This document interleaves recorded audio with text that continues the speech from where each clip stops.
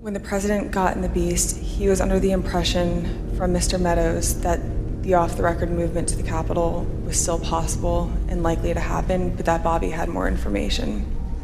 So once the president had gotten into the vehicle with Bobby, he thought that they were going up to the Capitol, and when Bobby had relayed to him, "We're not, we don't have the assets to do it, it's not secure, we're going back to the West Wing," the president had very strong, very angry response to that.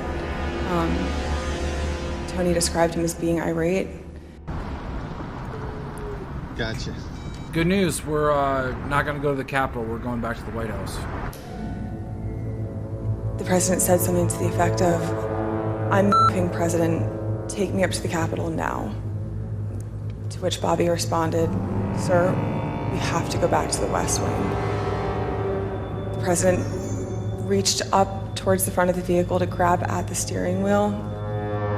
Yeah! Oh my God! Turn off the light! Mr. Engel grabbed his arm, said, "Sir, you need to take your hand off the steering wheel. We're going back to the West Wing. We're not going to the Capitol."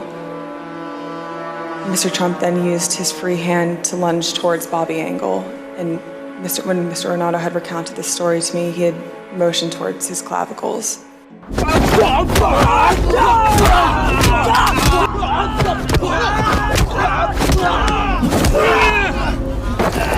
And was Mr. Engel in the room as Mr. Ornato told you this story?